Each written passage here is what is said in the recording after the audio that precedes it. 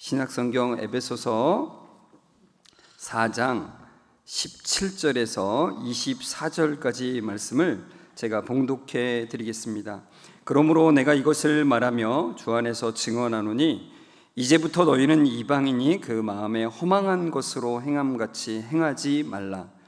그들의 총명이 어두워지고 그들 가운데 있는 무지함과 그들의 마음이 굳어짐으로 말미암아 하나님의 생명에서 떠나 있도다.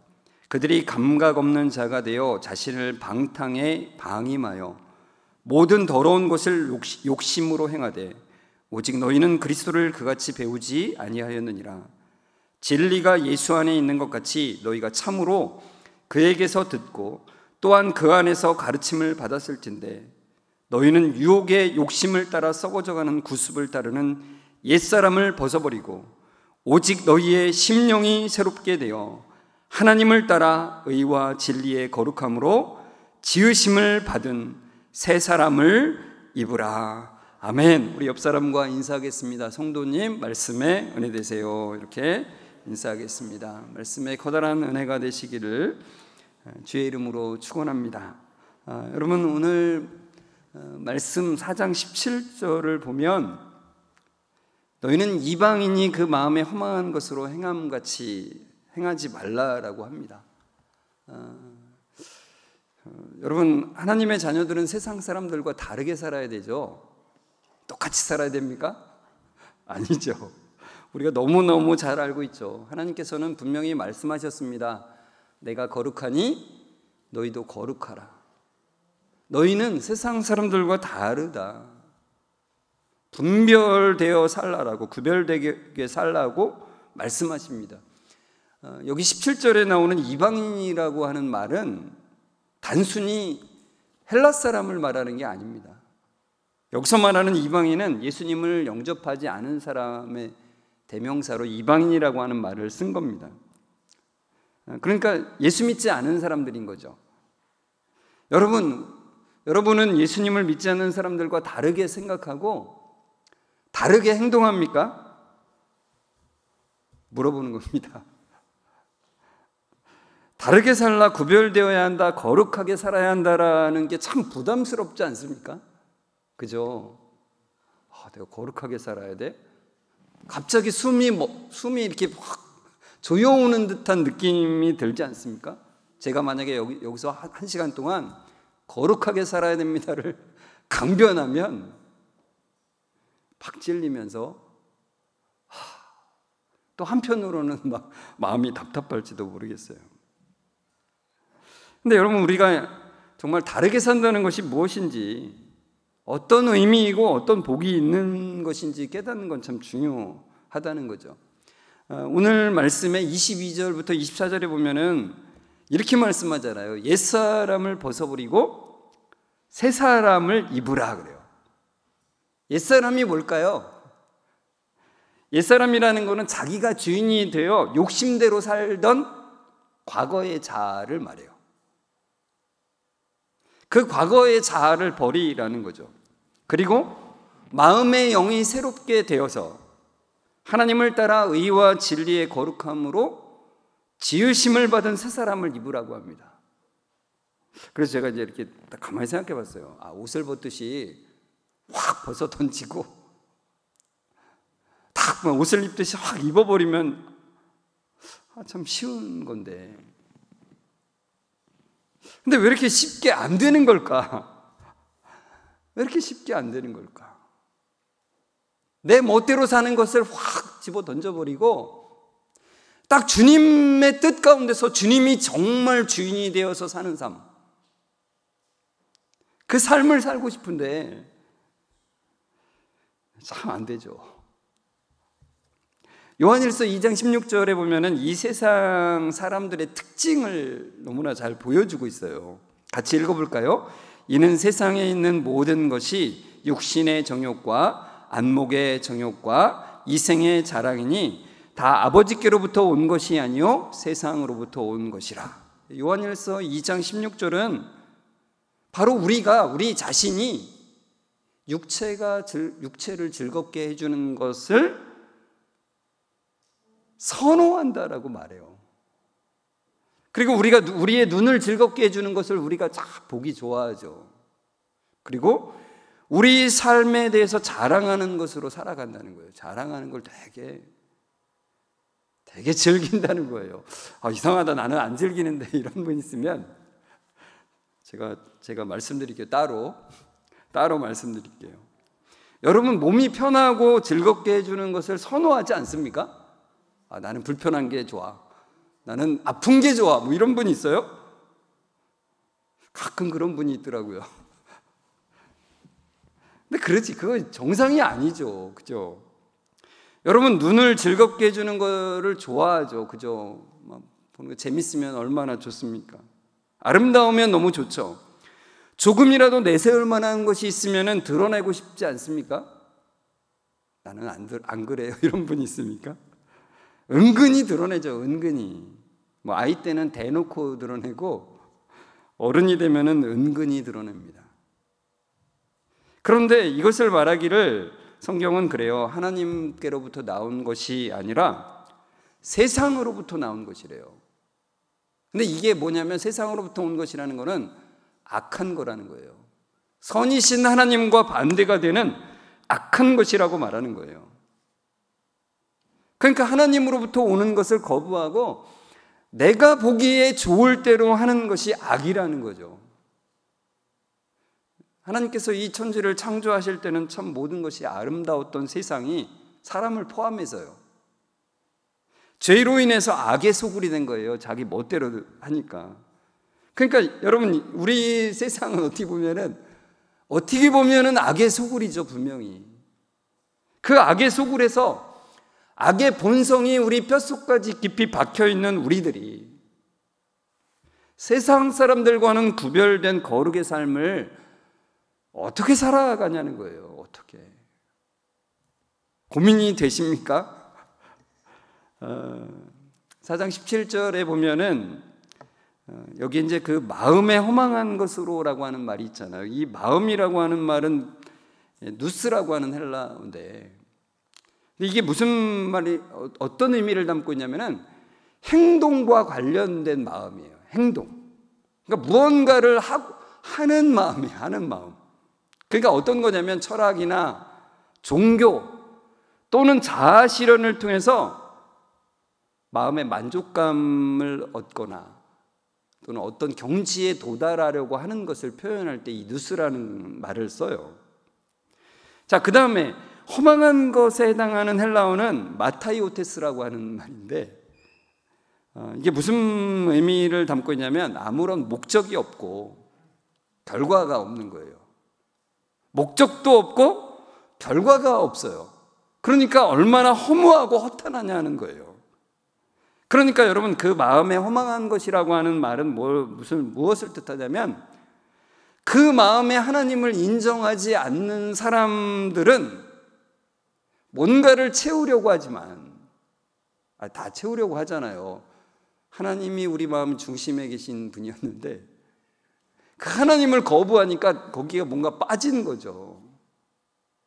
그 만족감을 채우기 위해서 뭔가를 채우려고 하지만 진정한 의미의 행복을 얻을 수 없고, 그러니까 눈에 보이는 행복만 얻는 거죠. 그리고 진정한 의미의 삶의 열매를 맺을 수가 없다는 거예요.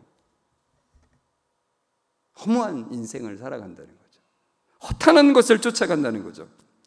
그런데 하나님을 인정한다고 하면서 하나님을 믿는 것은, 그러니까 우리 여기 있는 분들은 지금 대부분 하나님을 인정한다고 하면서 앉아 있는 거잖아요. 그죠? 여기 와 계시잖아요. 근데 인정한다고 하면서 실제로는 그것을 종교적인 행위로만 한다면 똑같다는 거예요. 그러니까 바울이 이방인, 즉 예수 믿지 않는 사람은 그 허망한 것으로 행한다라고 말하잖아요. 그걸 확신해요. 어떻게 확신하냐? 바울이 예수님을 믿지 않았을 때 그랬다는 겁니다. 그래서 너무너무 잘 알아요. 여러분, 허망한 것이라고 하는 것은 교회 안에도 가득 찰 수가 있다는 거예요. 그러니까 여러분, 바울은 율법에 정통한 사람이고 율법을 철저히 지키는 데는 둘째가라면 서러운 사람이죠. 그런데 예수님을 만나고 나서 그가 고백을 해요. 아, 내가 율법을 잘못 보고 있었구나. 내가 내 의를 추구하기 위해서 사실은 그거를 지킨 거였구나. 하나님의 영광을 위해서 내가 그걸 지킨다고 이제까지 생각해 왔지만, 그게 아니었구나. 우리도 지금도 마찬가지예요. 그러니까 여러분, 성경을 그냥 문자 그대로 보시면 안 됩니다. 우리 지난번에 어떤 분하고 이 얘기를 하는데 아무리 설명해도 못 받아들이더라고요. 문자 그대로 봐야 되지 어떻게 그거를 그럼 꼬아서 봐야 됩니까? 이러는 거죠. 근데 여러분, 사도 바울만 보아도 사도 바울은 예수님을 만나기 전에는 그 문자 그대로 본 거예요. 율법 그대로 봤어요. 그 율법 그 자체를 알아가는 것이 엄청난 기쁨이었고, 율법 하나하나 알아가는 게요, 얼마나 큰 기쁨인데요. 그리고 그걸 지키는 기쁨을 누렸어요. 그러나 그가 율법에 성경에 정통했음에도 불구하고 그가 이게 딱 깨달은 거예요. 내가 율법을 이제까지 그렇게 잘 아는 것처럼 생각했지만 잘 아는 게 아니었구나. 진짜를 빼먹고 보고 있었구나, 그거예요. 그러니까 하나님의 그 크신 구원의 그 경륜을 통해서, 그러니까 구원의 그 관점으로 본 게 아니고 내 인간적 관점으로 본 것이었구나. 그래서 그 율법 그대로 보면서 그것을 지키니까 완전히 하나님의 뜻과는 반대로 갔다는 거예요.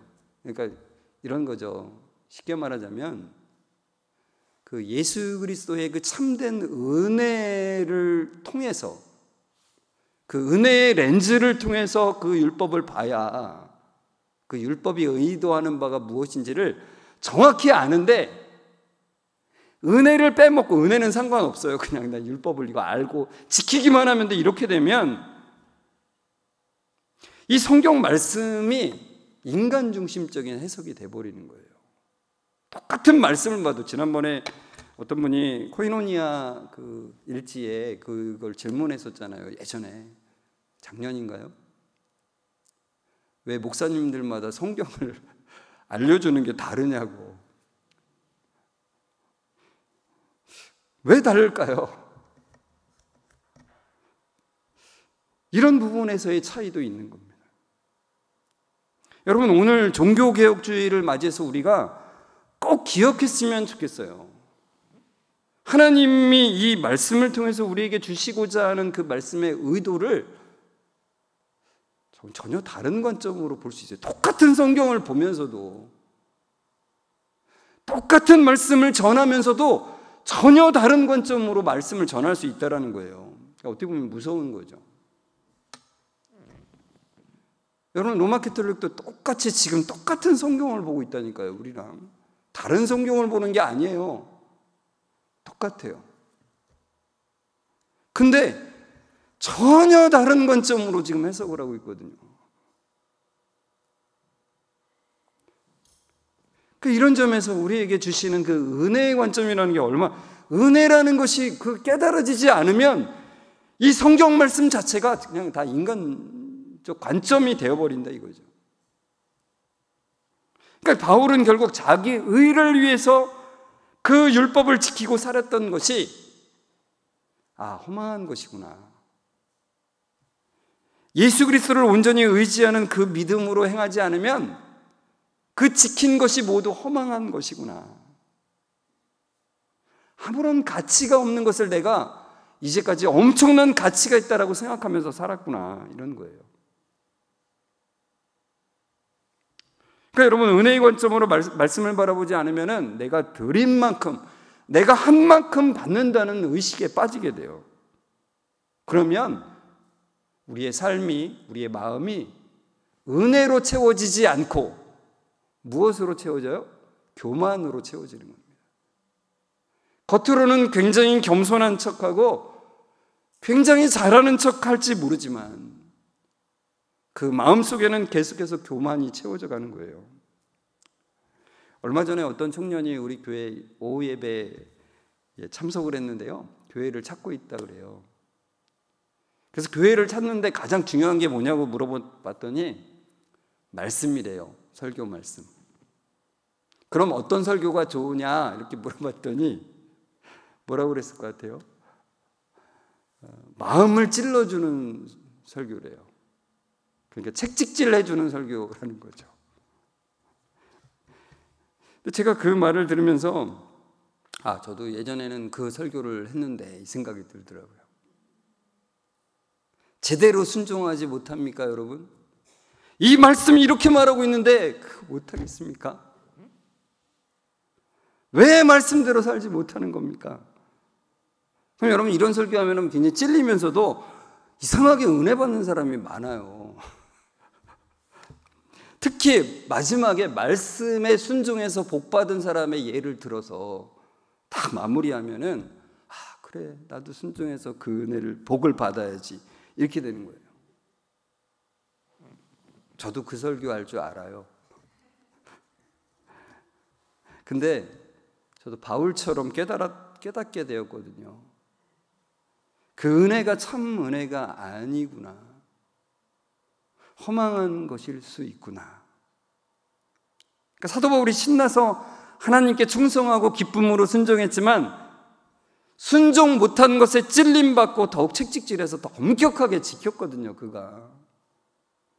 근데 그게 너무나 잘하고 기쁨을 누리는 것이라고 확신하며 살았지만 예수님을 만나고 나서 은혜가 무엇인지를 알고 나서 그게 허망한 것이었구나. 허망하구나. 이방인들과 다른 존재라고 자기는 생각했는데 내가 이방인과 다를 게 하나도 없는 존재였구나를 깨달았다는 거예요. 그래서 그가 이렇게 고백을 하잖아요. 빌립보서 3장 8절에서 9절 읽어볼까요? 또한 모든 것을 해로 여김은 내 주 그리스도 예수를 아는 지식이 가장 고상하기 때문이라. 내가 그를 위하여 모든 것을 잃어버리고 배설물로 여김은 그리스도를 얻고 그 안에서 발견되려 함이니 내가 가진 의는 율법에서 난 것이 아니오 오직 그리스도를 믿음으로 말미암은 것이니 곧 믿음으로 하나님께로부터 난 의라 그래요. 율법을 지킴으로써 난 의가 아니라 믿음으로써 하나님이 주신 의라는 것을 깨달았다는 거예요. 율법 지키는 게 최고인 줄 알고 살았는데 말씀대로 사는 것이 가장 고상한 삶이라고 생각하며 살았는데 율법 지키는 것에 최고의 자부심을 가지고 살았는데 그러나 하나님의 은혜를 모른 채 말씀을 보고 말씀을 지켰기 때문에 그게 허무한 것이구나. 그게 배설물과 같은 것이었구나. 그게 허망한 것이라는 거예요. 그러면서 그 허망한 것을 행하는 사람들의 상태를 이어서 설명을 하는데요. 18절을 보시면은 같이 읽을까요? 그들의 총명이 어두워지고 그들 가운데 있는 무지함과 그들의 마음이 굳어짐으로 말미암아 하나님의 생명에서 떠나 있도다 그래요. 여러분, 인간에게는 총명함이 주어졌습니다. 혹시라도 나는 총명함이 없는 것 같아 이렇게 생각하시는 분은 하나님의 총명함을 구하십시오.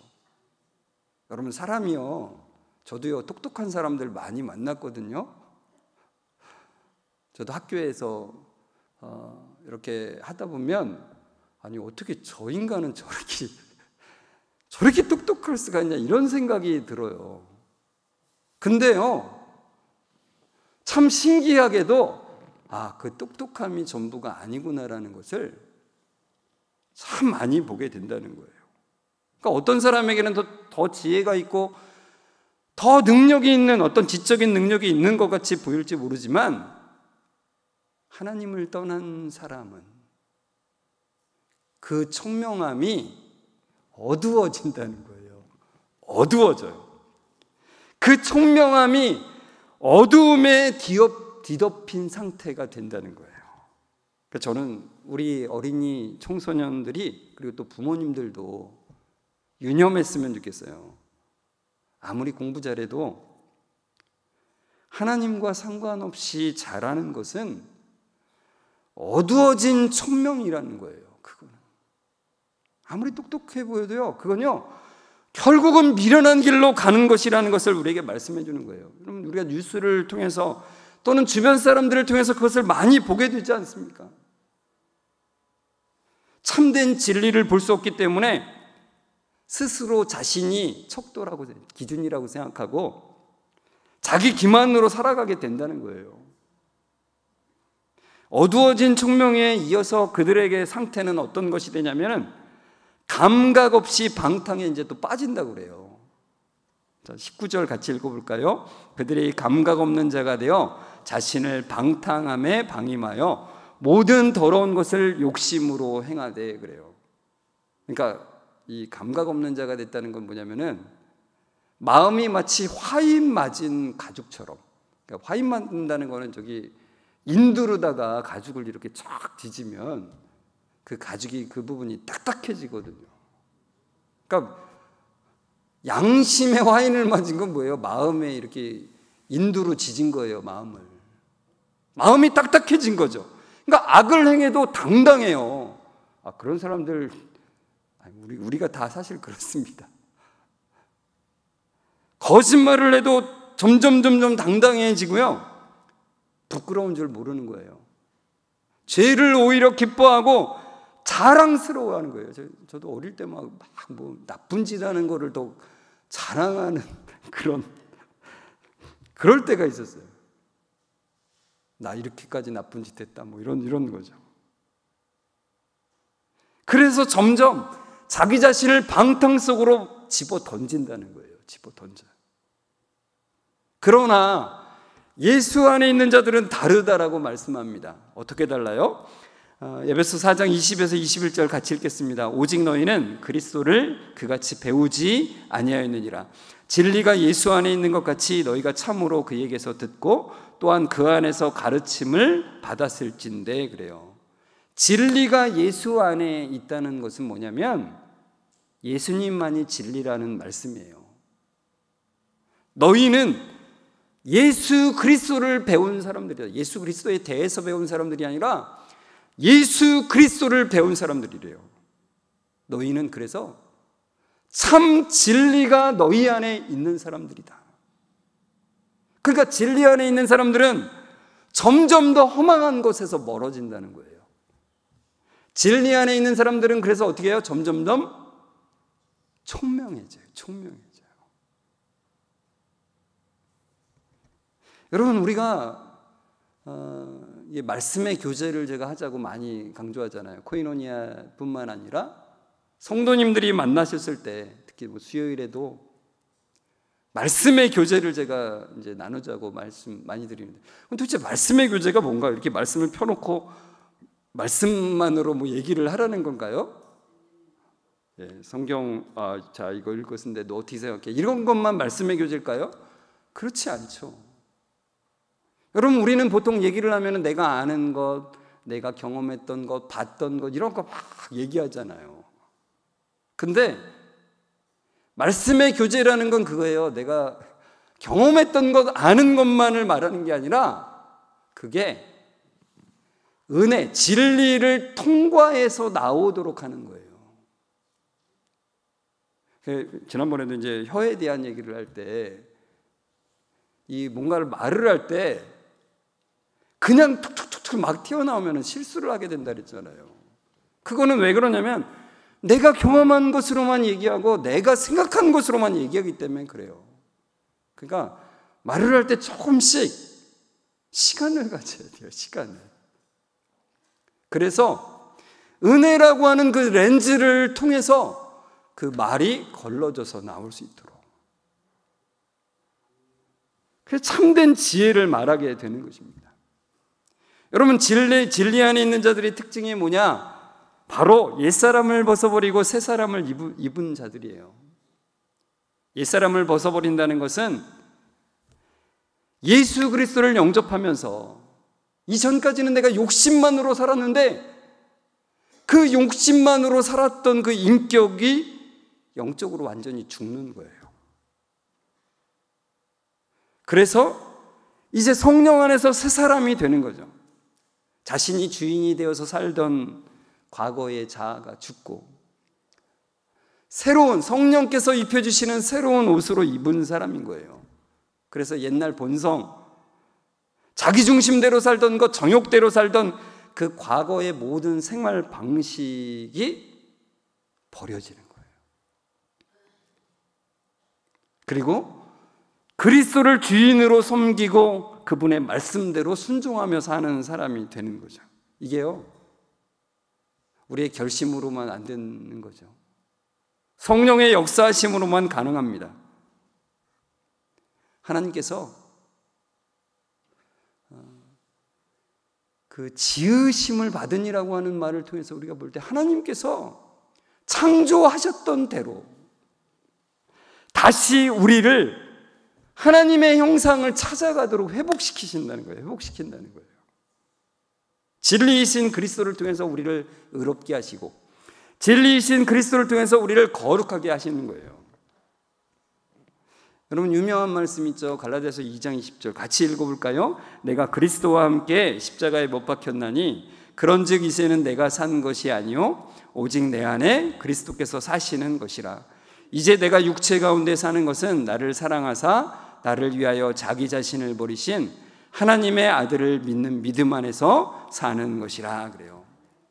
여러분, 이 구절은 이게 성화를 말하는 거냐 칭의를 말하는 것이냐라고 많이 논란이 있어요. 근데 1차적으로는 칭의가 맞습니다. 하나님이 우리를 거룩해 하시는 거예요. 그 거룩해 하시는 것은 바로 우리 안에 그리스도가 살게 하시는 거예요. 그런데 이것은 단순히 칭의만을 말하고 있지는 않아요. 왜냐하면 그리스도가 우리 안에 사시는데 우리가, 여러분 잘 생각해 보십시오. 예수님이 사셔서 나는 죽은 삶을 늘 살아갑니까? 그렇지가 않잖아요. 그죠? 나 중심적인 본성이 여전히 예수 그리스도를 밀어내고 있는 그런 현상을 보게 되잖아요. 그래서 우리는 주님이 내 안에 오신 것을 계속 기억하고 그 은혜를 구할 수밖에 없다는 거예요. 그러니까 이게 성화죠, 또. 그러니까 실제로 칭의와 성화는 구별은 가능하지만 칼로 자르듯이 구분할 수는 없는 거예요. 그러니까 칭의와 성화는 연결되어 있는 것입니다. 마찬가지로 옛사람을 벗어버리고 새사람을 입으라는 것도 마찬가지예요. 칭의와 성화가 함께 나와요. 그러니까 옛사람을 벗어버리고 새사람을 입으라는 것은 우리가 할 수 있는 게 아니라 하나님이 하시는 거예요. 칭의예요, 사실은. 그럼에도 불구하고 이것을 우리에게 기억하라는 것입니다. 그러니까 여러분, 하나님께서 스가랴서에 대제사장 여호수아에게 그 더러운 옷을 벗기라 하시고 그리고 새 옷을 입히라고 명령하시거든요. 그럼 마찬가지로 우리에게서 더러운 옷을 벗기시고 새 옷을 입히시는 분은 하나님이시라는 것을 기억하는 거예요. 성도 여러분, 거룩하게 사는 것, 세상 사람들과 구별해서 사는 것 참 부담스럽습니다. 그죠? 누구나 그렇습니다. 우리 스스로가 하면 부담돼서 못합니다. 그러나 성령의 도우심 가운데 주님이 내 안에 사심을 기억하고 하나님이 나에게 새 사람을 입히신, 거룩함을 입히신다는 것을 기억하며 주님, 제가 하는 게 아니라 주님이 하심을 고대하며 나아갑니다라는 그 소원의 기도들이 끊이지 않을 때 우리는 그 새 사람의 은혜를 날마다 누리는 거죠. 여러분, 옛사람을 버리고 새 사람을 입는 것은 한 번에 이루어지는 것이지만 또 우리의 매일의 삶에서도 동일하게 이루어지는 거예요. 여러분, 매일같이 옛사람을 벗어버리는 은혜를 누리시는 거예요. 매일같이 새 사람을 입는 그 은혜를 경험하는 것입니다. 주님, 우리에게 은혜 베푸사 옛사람을 벗어버리는 은혜를 매일같이 허락해 주십시오. 새 사람을 입는 것을 매일같이 경험하는 은혜를 주십시오라고 고백하는 삶들이 되시길 주의 이름으로 축원합니다. 이 시간은 우리 같이 말씀을 생각하면서 찬송가 91장 2절 찬송인데요, 이 가사에 이런 가사가 있습니다. 거룩하신 주의 이름 너의 방패 삼으라. 여러분, 이 가사를 우리 마음속에도 기억했으면 좋겠어요. 우리 스스로는 거룩할 수가 없어요. 새 사람을 입을 수가 없어요. 근데 거룩하신 주의 이름이 우리의 방패가 될 때 우리는 거룩함을 누릴 수 있어요. 새 사람을 입을 수 있다는 것입니다. 그것을 고백하면서 우리의 소망은 예수 그리스도밖에 없습니다라는 고백으로 이 시간 함께 일어나서 같이 감사함으로 같이 찬송했으면 좋겠습니다.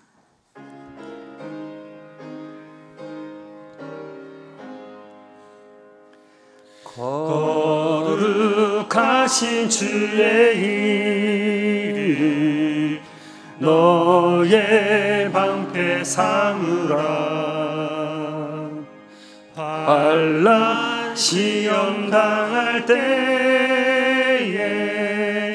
주께 기도드려라. 예수의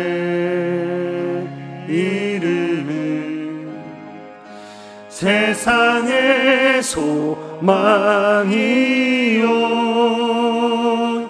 예수의 이름은 천국의 기쁨일. 다시 한번 거룩하신 주의 이름, 거룩하신 주의 이름 너의 방패 삼으라. 너의 방패 삼으라. 환난 시험 당할 때에 환난 시험 당할 때에 주께 기도드리라. 주께 기도드리라. 예수의 이름은 예수의 이름은 세상의 소망이요 예수의 이름은 천국의 기쁨일세. 거룩하신 하나님의 이름을 높이 찬송합니다. 그 거룩하심 같이 우리도 거룩하고 구별되어 살라고 하시는데, 옛사람을 벗어버리고 새 사람을 입으라고 하시는데, 하나님, 우리의 힘으로는 불가능함을 고백합니다. 성령의 역사로 이루어진 것이며 이루어져 가고 있음을 깨닫고 경험할 수 있도록 은혜를 베풀어 주옵소서. 대제사장 여호수아의 더러운 옷을 벗기시고 의의 옷을 입히신 것처럼 우리의 삶에도 그 은혜가 늘 임하기를 소망하며 나아갑니다. 주님, 불쌍히 여겨주시고 주님의 은혜를 부어 주옵소서. 나 중심의 악한 삶에서 점점 하나님 중심으로 바뀌어가는 은혜를 허락해 주옵소서. 그래서 성도 간의 교제함도 내가 아는 것, 경험한 것을 주장하는 것이 아니라 은혜의 관점으로 우리의 말과 행동으로 표현되는 그 은혜를 날마다 허락해 주옵소서.